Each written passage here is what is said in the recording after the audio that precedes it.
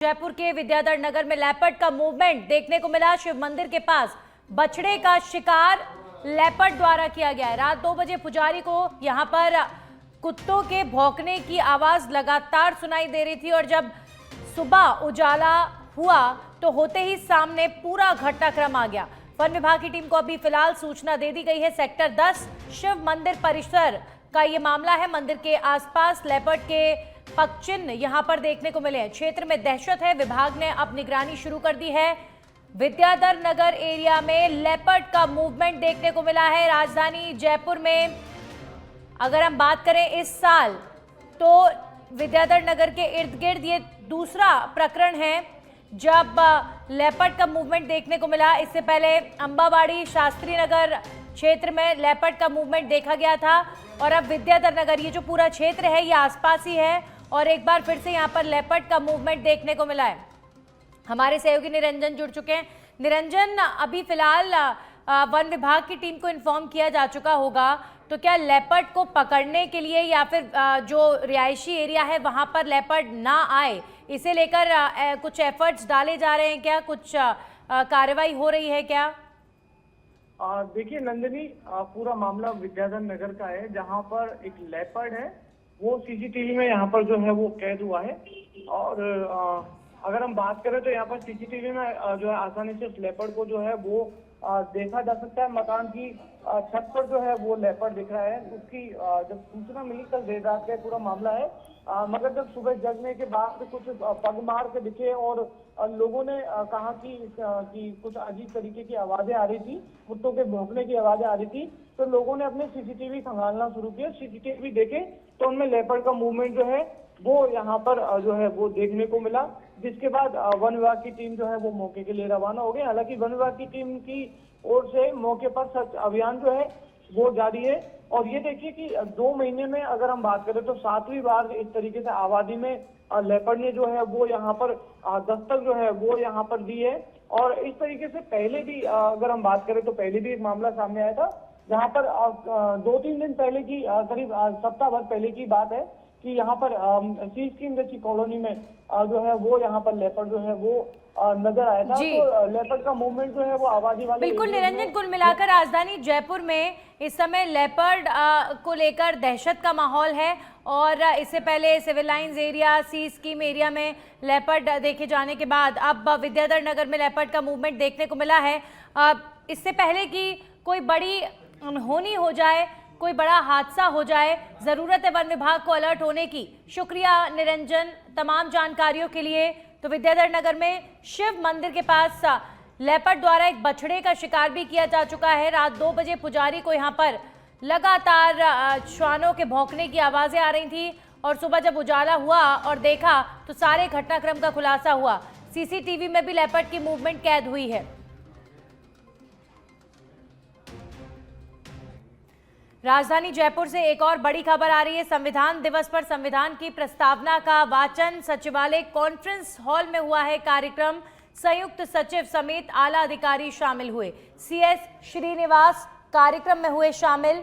इसी के साथ ही मुख्य सचिव वी श्रीनिवास ने सचिवालय में निरीक्षण भी किया। कार्मिक विभाग के कर्मचारियों से उन्होंने मुलाकात भी की है।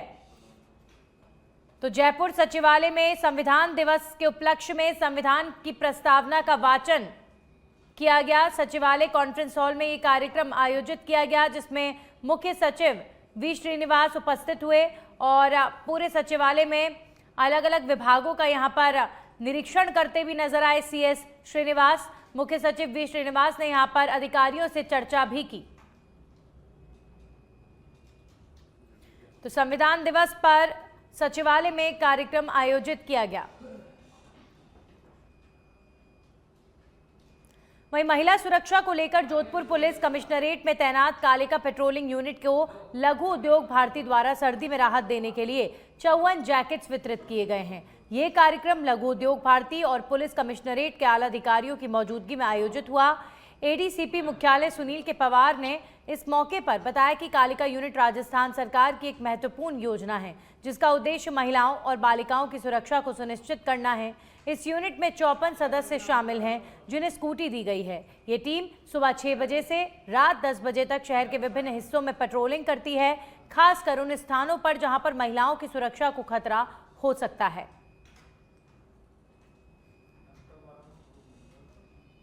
तो पुलिस अधिकारियों ने कार्यक्रम में हिस्सा लिया और यहां पर महिला पुलिस अधिकारियों को सर्दी से बचने के लिए जैकेट्स भी बांटी गई।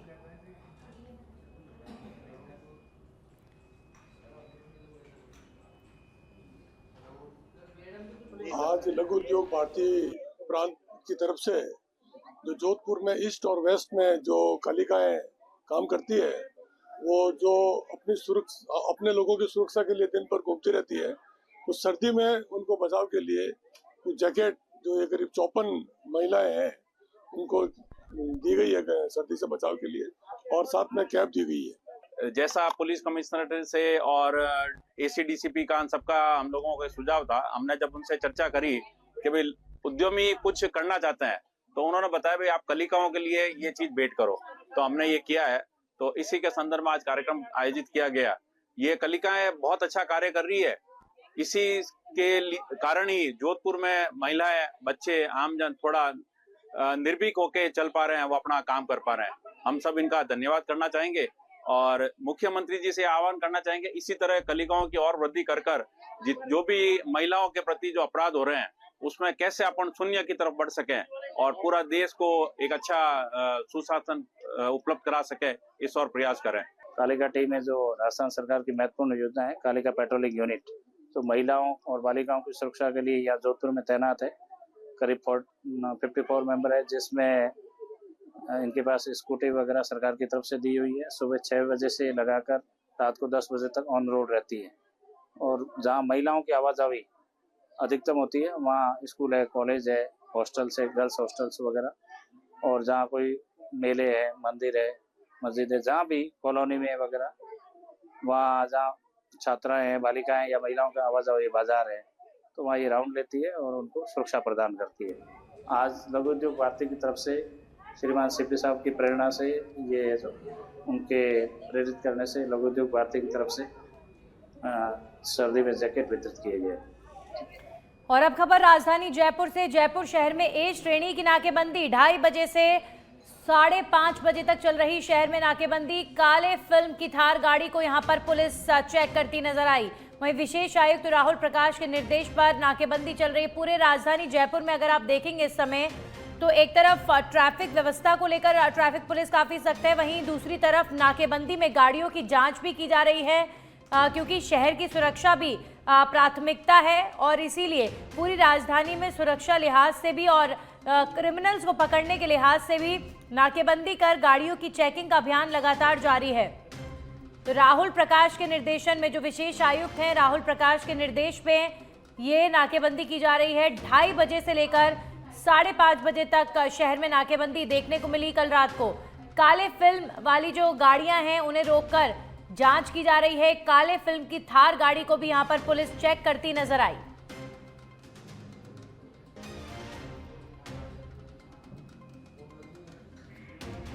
राजधानी जयपुर में पुलिस काफी सख्त इस समय नजर आ रही है, चाहे ट्रैफिक व्यवस्था हो या फिर वाहनों के चालान काटने से लेकर जो ट्रैफिक नियमों की धज्जियां उड़ा रहे हैं उनके खिलाफ कार्रवाई लगातार हो रही है। इसी के साथ ही जगह जगह पर जयपुर शहर में आप रात के वक्त में मुख्य तौर पर देखेंगे कि नाकेबंदी इस समय काफी की जा रही है और नाकेबंदी के दौरान जो वाहनों की चेकिंग है, गाड़ियों की चेकिंग है, वो भी लगातार हो रही है। रात 2:30 बजे से 5:30 बजे तक यहाँ पर नाकेबंदी कर वाहनों की चेकिंग का जो सिलसिला है वो लगातार देखने को मिला। विशेष आयुक्त राहुल प्रकाश के निर्देश पर पूरे जयपुर में नाकेबंदी का जो सिलसिला है वो जारी है राजधानी की सुरक्षा के लिए, और पुलिस का जो खौफ है वो क्रिमिनल्स के अंदर बने। आपने देखा इन दिनों में पुलिस मुख्यालय ने ये भी निर्देश दिए हैं कि पुलिस के जवान पैदल गश्त अपने अपने एरियाज में करें ताकि पुलिस का इकबाल बुलंद हो और जो चोरी की वारदातें हैं उनमें भी लगाम लगे। और राजधानी जयपुर से बड़ी खबर आ रही है जहां पर लो फ्लोर चालकों की हड़ताल समाप्त हो गई है। लो फ्लोर बसों के निजी चालकों ने अपनी मांगों को लेकर कार्य बहिष्कार किया था। पारस कंपनी के साथ वार्ता होने के बाद अब चालकों ने अपनी हड़ताल को समाप्त कर दिया है। चालकों एवं निजी फर्म के बीच हर वर्ष महीने की 1000 वेतन बढ़ाने की मांग को लेकर और मृत कर्मचारियों को 1-1 लाख रुपए आर्थिक सहायता देने को लेकर सहमति बन गई है। अब शहर में पुनः लो फ्लोर बसों का संचालन शुरू हो पाएगा। तो लो फ्लोर चालकों ने कार्य बहिष्कार का ऐलान किया था। हमारे सहयोगी सुनील जुड़ चुके हैं इस खबर पर। सुनील, ये अच्छी बात है कि लो फ्लोर चालकों ने अब हड़ताल को समाप्त कर दिया है, लेकिन कौन कौन सी ऐसी तमाम उनकी मांगे रही जिस पर सहमति बन गई है? सुनील, मेरी आवाज आप तक पहुंच रही है? तो लो फ्लोर चालकों की हड़ताल समाप्त हो गई है। सुनील हमारे सहयोगी जुड़ गए हैं। सुनील, क्या मेरी आवाज आप तक पहुंच रही है? लो फ्लोर बसों के निजी चालकों ने अपनी मांगों को लेकर किया था कार्य बहिष्कार और अब पारस कंपनी के साथ वार्ता होने के बाद चालकों ने अपनी हड़ताल को समाप्त कर दिया है। चालकों एवं निजी फर्म के बीच हर वर्ष महीने की 1000 वेतन बढ़ोतरी को लेकर सहमति बन गई है। इसी के साथ ही मृत कर्मचारियों को 1-1 लाख रुपए आर्थिक सहायता देने पर भी यहां पर सहमति बनी है। अब शहर में पुनः लो फ्लोर बसों का संचालन शुरू हुआ।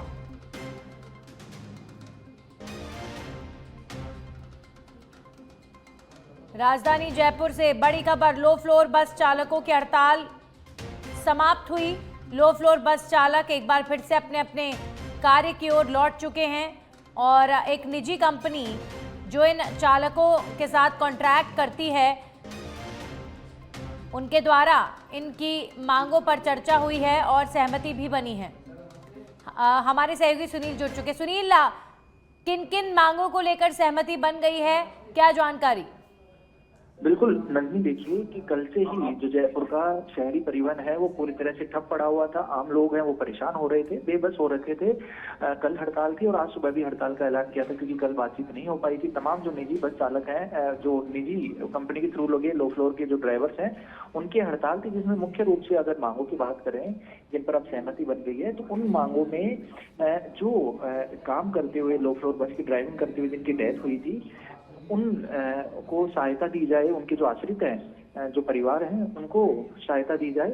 इसके अलावा जो वेतन में बढ़ोतरी है, यानी हर साल जो है एक ऐसा अमाउंट हो, तो हर एक साल में उनका इंक्रीमेंट है वो होना चाहिए। इसके अलावा पीएफ और ईएसआई जैसी जो बेसिक सी फैसिलिटीज है वो कंपनी की तरफ से मुहैया कराई जाए। तो इससे पहले भी उन लोगों ने बातचीत की थी, लेकिन कभी इस पर ठोस बातचीत नहीं हुई थी। अब जब हड़ताल पर गए, कल पूरे दिन हड़ताल रही, कल बस ठप रही और आज सुबह से बस ठप थी, तो एक प्रेशर आया और जो पारस कंपनी के थ्रू लो फ्लोर के ड्राइवर लगे हुए हैं, पारस कंपनी के लोगों को आगे आना पड़ा और उन ड्राइवर से बातचीत हुई। इसके बाद में जो एक सहमति वार्ता हुई है जिसमें कई मांगों को लेकर सहमति हो गई, जिनमें मुख्य रूप से मृतक के आश्रितों को जो सहायता देनी है उस पर, साथ ही साथ हर साल इंक्रीमेंट है उसकी बात पर, इसके अलावा जो कुछ जो ईएसआई पीएफ की फैसिलिटी है उस पर भी सहमति बन गई है। हालांकि अभी भी कुछ मांगे शेष है, उन पर भी जल्दी बातचीत करने की बात कही गई है। लेकिन सबसे सुखद बात यह है कि जयपुर में जिस तरह से जो परिवहन व्यवस्था चरमराई हुई थी, लो फ्लोर बस ठप थी, वो उनका संचालन है वो शुरू हो गया है। धन्यवाद। चलिए, शुक्रिया सुनील आपका तमाम जानकारियों के लिए। तो अब लो फ्लोर बस चालक अपने काम पर लौटे, तमाम मांगों को लेकर सहमति बन गई है।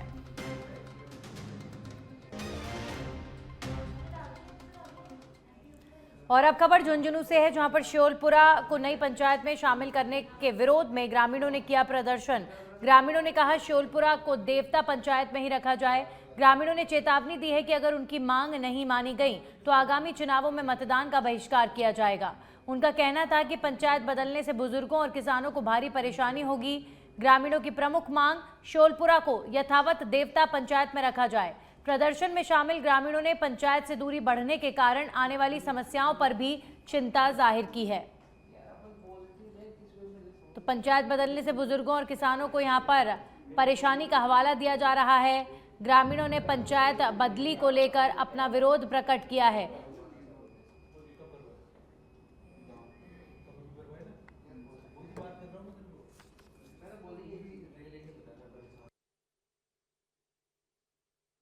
सब वो वहाँ जा नहीं सकती, सड़क के ऊपर कोई आने जाने का साधन नहीं है और वहाँ हमारे बहुत सी दिक्कतें आती हैं। तो इसलिए हमारे इस श्योलपुरा को पुनः देवता में जोड़ने की कृपा करें और हम जब हमारे हम कलेक्टर जी के पास भी गए थे, उनको भी ज्ञापन दिया था। हमारी इसकी कोई सुनाई नहीं की। हम इनके खिलाफ हैं। आने वाले चुनाव में हम सोलपुर वासी सभी इसका बहिष्कार करेंगे और कोई भी वोट देने नहीं जाएंगे। और जब तक इस पंचायत को अलग से देवता में नहीं रखी जाएगी तब तक हम किसी को भी वोट नहीं देंगे, विरोध करेंगे आने वाले समय के अंदर। और हम सब एक अनुसूचित जाति के व्यक्ति होने के कारण से हमारे साथ ये दगा किया गया है। और हमारे को पहले ये पता नहीं था कि सोलपुरा को बाड़ा की ढाणी के अंदर जोड़ रहे हैं, इसलिए हम दुखित हैं आज। और हमने पहले भी ज्ञापन दिया था, अपन हमारी कोई सुनाई नहीं। एसडीएम साहब को दिया था, कलेक्टर साहब को दिया था। हमारे वहीं डूंगरपुर के धरती माता गांव में पुलिये से एक कार नदी में गिर गई, लेकिन गांव की सुरता परमार ने अपनी जान जोखिम में डालकर कार में फंसे दंपति और उनके 11 माह के बच्चे को बचा लिया। हादसे के समय भीड़ तो जुटी, लेकिन कोई पानी में उतरने की हिम्मत नहीं कर पाया। तभी सुरता दौड़कर नदी में कूदी और सबसे पहले बच्चे को बाहर निकाला, फिर कार का कांच तोड़कर महिला और युवक को सुरक्षित बाहर निकाला। कार कुछ ही देर में डूब गई, लेकिन सुरता ने पूरे परिवार को एम्बुलेंस से जिला अस्पताल पहुंचाकर उनकी जान बचा ली।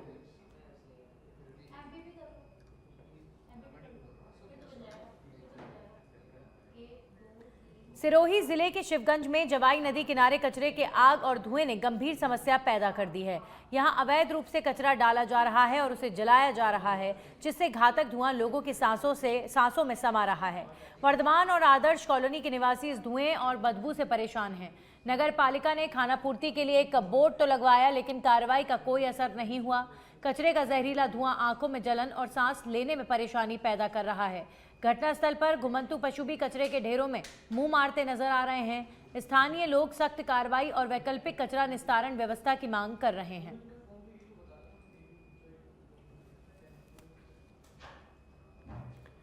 बिजोलिया के तिलसवा गांव में कासिया पुलिस चौकी ने मानवीयता का उदाहरण पेश करते हुए पिछले 2 वर्षों से 5 बेसहारा बच्चों की देखभाल का जिम्मा उठाया हुआ है।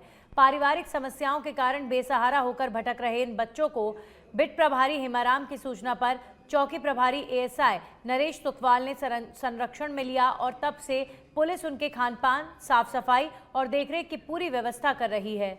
बच्चों के दस्तावेज न होने से पढ़ाई बाधित हो रही थी, जिसके बाद एएसआई सुखवाल ने ग्राम विकास अधिकारी छुट्टन शर्मा के सहयोग से आधार कार्ड और अन्य कागजात बनवाने तथा स्कूल में प्रवेश दिलाने की प्रक्रिया भी शुरू करवाई।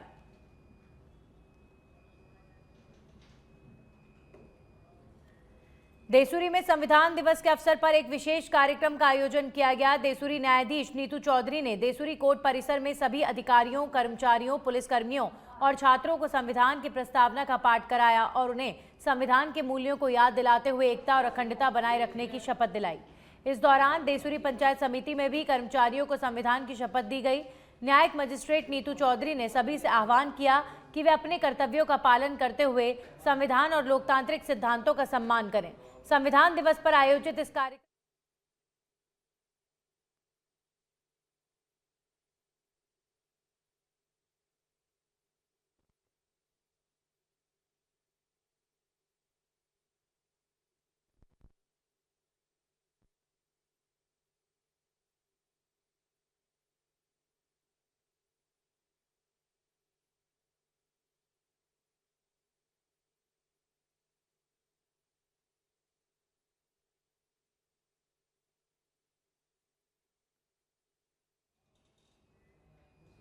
वहीं डीडवाना कलेक्ट्रेट में आज जिला कलेक्टर डॉक्टर महेंद्र खड़गावत ने जिले के विकास कार्यों को लेकर एक प्रेस वार्ता की है। कलेक्टर ने बताया कि सरकारी कार्यालयों, स्कूलों और पुलिस विभाग से जुड़े भूमि आवंटन कार्य तेजी से पूरा किए जा रहे हैं। हाल ही में पुलिस लाइन, शूटिंग रेंज और थानों के लिए भूमि आवंटित की गई है। शिक्षा विभाग के तहत 900 से अधिक स्कूलों को पट्टे जारी किए जा चुके हैं, जिससे उन्हें सरकारी योजनाओं का लाभ मिलने में मदद मिलेगी। कलेक्टर ने यह भी बताया कि जिले में आगामी महीनों में कई नए कार्यालयों का निर्माण शुरू किया जाएगा। प्रशासन की प्राथमिकता है कि सभी विकास कार्य पारदर्शी और समयबद्ध तरीके से पूरे हों, ताकि नागरिकों को बेहतर सुविधाएं मिल सकें। 220 से ज्यादा सरकारी कार्यालयों के लिए भूमि आवंटन किया जा चुका है। अभी हाल ही में हमने पुलिस लाइन के लिए और पुलिस लाइन की शूटिंग रेंज के लिए और कई थानों को भी जमीन आवंटन का कार्य पूर्ण किया है। इस बार हम ये कर रहे हैं कि जमीन आवंटन के साथ साथ उनका रजिस्ट्री भी तुरंत करवा रहे हैं, ताकि समय से किसी को ज्यादा इधर उधर जाना ना पड़े, और कम से कम 8 से 10 डिपार्टमेंट ऐसे हैं जिनके पास बजट है, आने वाले महीने 2 महीने में उनके कार्यालय बनना प्रारंभ हो जाएंगे। जमीनों का आवंटन इस प्रकार से किया गया है कि जिले का चहुमुखी विकास हो, चारों दिशाओं में जमीनों का आवंटन किया गया है। और हमने इस चीज का भी ध्यान रखा है कि कोई गलत तरीके से इस आवंटन का लाभ ना ले, किसी को। ब्यावर जिले के विजयनगर में राजकीय उपजिला चिकित्सालय का नया और आधुनिक भवन तेजी से आकार ले रहा है। नया अस्पताल भवन चालू होने से शहरवासियों को अनेक नई और बेहतर चिकित्सा सुविधाओं का लाभ मिलेगा, जिससे उन्हें इलाज के लिए दूसरे शहरों में जाने की जरूरत नहीं पड़ेगी। साथ ही भविष्य में स्थानीय निवासियों को विश्व स्तरीय स्वास्थ्य सेवाएं अपने शहर में ही उपलब्ध हो सकेंगी। परियोजना लगभग 15 करोड़ रुपए की लागत से विकसित की जा रही है, जो क्षेत्र में स्वास्थ्य बुनियादी ढांचे को मजबूत करेगी।